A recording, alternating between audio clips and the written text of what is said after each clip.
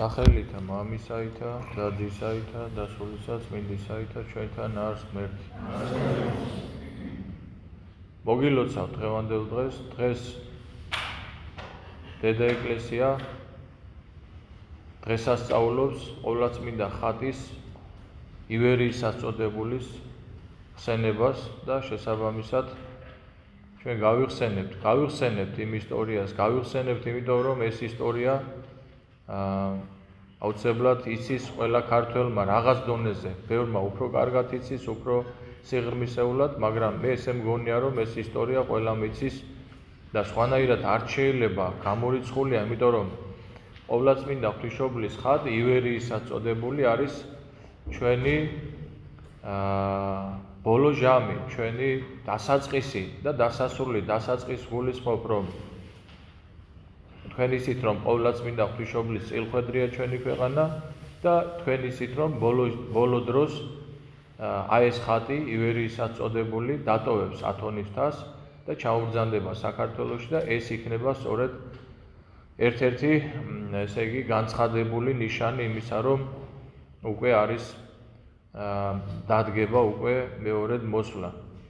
მე გუშინ აღვნიშნე და დღესაც მინდა გითხრათ, დღეს ძალიან მნიშვნელოვანი დღე არის ჩვენი ქვეყნის ისტორიაში, თქვენ იცით, მოგეხსენებათ, ეკლესია პირველი დგას ქვეყნის მშვიდობის, კეთილდღეობის სადარაჯოზე, თქვენ იცით, მოგეხსენებათ, ეს მისია ეკლესიის და ეს არ შეცვლილა არასდროს. შეიძლება ადამიანები შეიცვალონ და ზოგმა დაუშვათ რაღაცეები არა ქვეყნის, არამედ თავის მდგომარეობის გასაუმჯობესებლად მოინდომონ, მაგრამ ეკლესია ყოველთვის დგას ქვეყნის გადარჩენის, მშვიდობის და კეთილდღეობის სადარაჯოზე. ამიტომ დღეს ჩვენი მოძღვრები, ჩვენი პატრიარქი, ჩვენი ეკლესია დღეს განსაკუთრებულად ლოცულობს იმისთვის, რომ უფალმა ძალი ერთსათვისა მოსცეს და უფალმა ნაკურთხოს ერითვისი მშვიდობით. ჩვენ შევთხოვთ უფალს, მე პირადად შევთხოვე უფალს და ყველანი ჩვენ შევთხოვთ უფალს, რომ გამოვლინდეს ნება ღვთისა. შევთხოვეთ უფალს, რომ ღმერთმა სიბრძნე მისცეს ქართველ ხალხს იმისათვის, რომ მათ ჰქონდეთ ცოცხალი სიყვარული ქვეყნისადმი, არა ისე, რომ დაუშვათ სულ ერთი იქნება მისთვის რა იქნება და როგორ იქნება, არამედ ცოცხალი იყო ჩვენი სიყვარული, ჩვენი ქვეყანა, თქვენ რო წარმოიდგინოთ, უაღრესად მოხუცებული დედა რო ყავდეთ, ისია ჩვენი ქვეყანა, ჩვენი სამშობლო. მოხუცებული ამ მრავალ ცეცხლ, მრავალ ჭირ ვარამ გამოვლილი ჩვენი სამშობლო და დღემდე მოვედით ჩვენ და უნდა გავიდეთ სამშვიდობოს. რას ვამბობთ, ესე იგი, ყოვლადწმინდა ღვთისმშობლის სენება ივერიისად წოდებული და თქვენ იცით, რომ სხვადასხვა დროს, სხვადასხვა ჟამს ეკლესიას სხვადასხვა რაღაც ერეტიკული მიმდინარეობა აშფოთებდა, მაგრამ შეიძლება ითქვას, რომ ხატმებრძოლეობის ერესი იყო განსაკუთრებული. ფაქტიურად საუკუნეზე მეტი ხანი, თითქმის 2 საუკუნე გრძელდებოდა ეს ერესი. და ამას თავისი რაღაც მიზეზები ჰქონდა. მე მინდა ერთი რაღაც გითხრათ დღეს თქვენ, რომ ესე იგი იცოდეთ და კარგად დაიმახსოვროთ, რომ ეკლესია ყოველთვის მიდის სამეუფო გზით. ეკლესიური ცნობიერება არის შუალედური გზა, არასოდეს რადიკალური, ესე იგი რადიკალიზმი, რა თქმა უნდა, ყველგან მავნებელია, მაგრამ ეკლესიის წიაღში რადიკალიზმი არის განსაკუთრებულად მავნებელი. უყურეთ, როგორი ისტორია არის. ესე იგი, ხატების ისტორია რო დავიწყოთ, საიდან იწყება, თვითონ პირველი ხატები, მოდი საიდან დავიწყოთ, ისიც დღევანდელ ეპისტოლეში პავლე მოციქული ამბობს, რომ ესე იგი, უფალმა თავი თვისი დაიმდაბლა და ხატი მონისა მიიღო. მოდი აქედან დავიწყოთ. ქრისტემ ხატი მონისა მიიღო, ხო?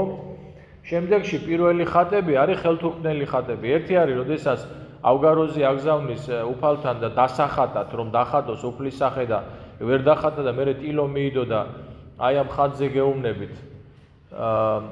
ხელთუქმნელი ხატი რომ ქვია მაცხოვრის.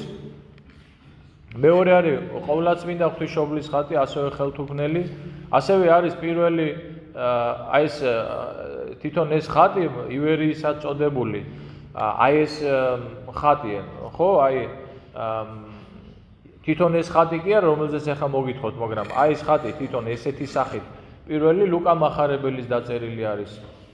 აქედან იწყება ხატების ისტორია. შემდეგ საეკლესიო ისტორია რას გვამცნობს, რომ რას ესე იგი რაზე გამახვილდა ყურადღება და რითი დაიწყო ეს ყველაფერი. თვითონ მორწმუნე ადამიანებმა დაიწყეს განსაკუთრებული განდიდება ხატებისა, განსაკუთრებულს რომ ამბობ, ანუ რადიკალიზმის წეღარო ვახსენე. ესე იგი, გააღმერთეს, აი მაგალითად, მაგალითად, ესე იციან ხოლმე, დღეს ახლა მაგალითად რო ვთქვა, ხო, დღეს იყოს გიორგობა, მაგალითად, ჩვენი ეკლესია ხო არის გიორგობის, ხო? და ვიღაცა მოვიდეს და გითხრას, რომ იცი რა, მე ახლა ხატში მივდივარ. და მივა იქა და ერთ-ერთ ხატს უნდა წეს თაყვანი, ხო? სიამბილეში აგერ წმინდა გიორგის ეკლესია არის, აგერ არის დღესასწაული აგერ არის, ხო? ნუ დაახლოებით ეგეთი რაღაცა, რომელიც უკვე გადახვევა არის ჭეშმარიტებიდან. თვითონ ეკლესიაში იყო ეს ორი ფრთა. ერთი ზედმეტად რადიკალური და მეორე კიდე საპირისპირო. ნუ მერე გაჩნდა ეს თემა, ესე რომ ვთქვათ, დაიზრა ეს თემა. მერე გამოჩნდა ჩვენ დიდმარხვის პერიოდში ამაზე საკმაოდ ვრცლად ვისაუბრეთ ხატმებრძოლიობასთან დაკავშირებით. მერე გამოჩნდა იმპერატორი ხატმებრძოლი, მერე გამოჩნდნენ თქვენ წარმოიდგინეთ ეპისკოპოსები, პატრიარქები, რომლებიც მიიდრიკენ ამ აზრისადმი, რომ თითქოს ხატი მართლა კერპი არის და მართლა გაკერპდა და კერპი არის და უნდა მოიშორონ ეკლესიიდან და უამრავი სასულიერო პირი ამის გამო სიცოცხლეც კი გაანადგურეს უამრავი სასულიერო პირის, რომლებიც იბრძოდნენ ამისთვის. და აი ამ პერიოდში მეორე საუკუნეში, როდესაც ესე იდევნებოდა ხატები, ივერის ღვთისმშობლის, ივერის მერე დაერქვა, მე გეტყვით ამას და გაგახსენებთ რატომაც, ერთ-ერთ დედაკაცის სახლში ინახებოდა ეს ხატი და როდესაც მოვიდნენ ჯალათები, ერთ-ერთმა შუბი უგმირა აი ამ ხატს და თქვენ ხედავთ, როგორ გარდამოდიდა სისხლი ყოვლადწმინდა ღვთისმშობლის ხატისგან, რა თქმა უნდა შეძრწუნდნენ ეს ჯარისკაცები, გაიქცნენ და აი ამ დედაკაცმა ეს ხატი რომ ვერაფერი სხვა ვერ მოიფიქრა, ზღვას ესე რომ ვთქვათ, ზღვას გაატანა, აი ტალღებს და ხატი ისე კი არ ზოგიერთი მეცნიერი ახლა არის გამოთქვამს აზრს, რომ ესო ხის პრინციპით ტივტივებდაო ეს ხატი, ანუ ხე ხო არის რომ დააწვენ და ტივტივ, ესე არისო, აი ესე იდგა ხატი. ხატი იდგა აი ესე ჰორიზონტალურად.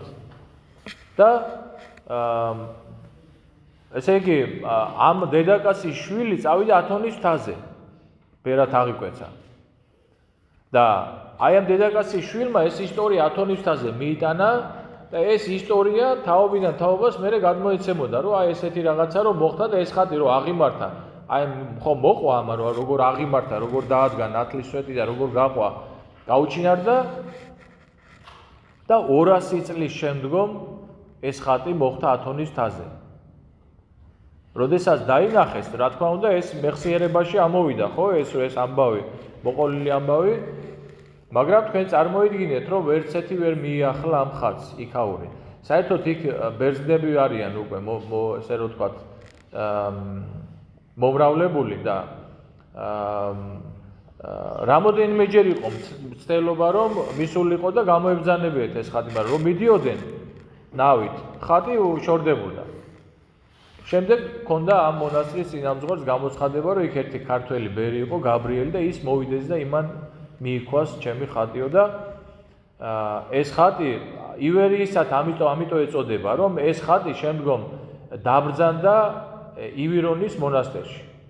მაგიტომ ეწოდება ივერიისად, მე პორტაიტისად ქვია, ანუ კარიბჭის ქვია, იმიტომ რომ თავიდან შეაბრძანეს საკურთხეველში რამოდენიმეჯერ და დილით დახვდათ კარებთან და მე რამოდენიმეჯერ რომ განმეორდა, მე უთხრა თვითონ გამოეცხადა ღვთისმშობელი და უთხრა თქვენ კი არ უნდა მიცავდეთ, მე გიცავ თქვენ. აქედან მოყოლებული ღვთისმშობელი იცავს ათონის მთას. ძალიან მძიმე თხრობა აქვს წმინდა ნილოს მირომდინარეს სიკვდილის შემდგომი დარიგება არის ესეთ წიგნი, თუ შეხვდებით, წაიკითხეთ, თუ არა და მე მაქვს ეს წიგნი და შემიძლია რომ გათხოვოთ, ძალიან მძიმე სოდვებს ამბობს ბოლო დროისთვის ათონის მთაზე, რის გამოც ეს მთა იძირება. იძირება, ეს კუნძულია, ხო იცით თქვენ? და ეს ხატი მობრძანდება საქართველოში. საქართველოში სწორედ აი ამ ხატის სახელზე და ამ ხატისთვის თქვენ იცით რომ მახათას მთაზე აშენდა ეკლესია. აი მახათას მთაზე რაც აშენდა, მანამდეც იყო ჩვენთან ივერიის ღვთისმშობლის სახელობის ეკლესია, აი ნახალოკაში. ეხლა ძველი თაობა ვინც ხართ, აბანო გემახსოვრებათ მაგ ეკლესიაში. წლების მანძილზე აბანოთ იყო გადაკეთებული ეს ეკლესია. დღეს რა თქმა უნდა ჩვეულებრივ 90-იან წლებში აღდგა და ფუნქციონირებს ჩვეულებრივად და ხო და მე გამიხარდა რომ დღევანდელი დღე დაემთხვა არჩევნების დღე დაემთხვა აი ამ ხატის სენებას. მეტად შვიდად ვარ, ესე სიმართლეთ რო გითხრათ, იმიტომ რომ როდესაც ზეცა შენსკენ არის, ხო? მაშინ რიღასი უნდა გეშინოდეს. ნუ რახან ეს ამ დღეს გამოგვიშთა ჩვენ ივერიის ღვთისმშობელი და ჩვენ ამით გვითხრა რომ ნუ გეშინია მე თქვენთან ვარ. თუ არა ისე ძალიან საშიში მდგომარეობა მინდა გითხრათ.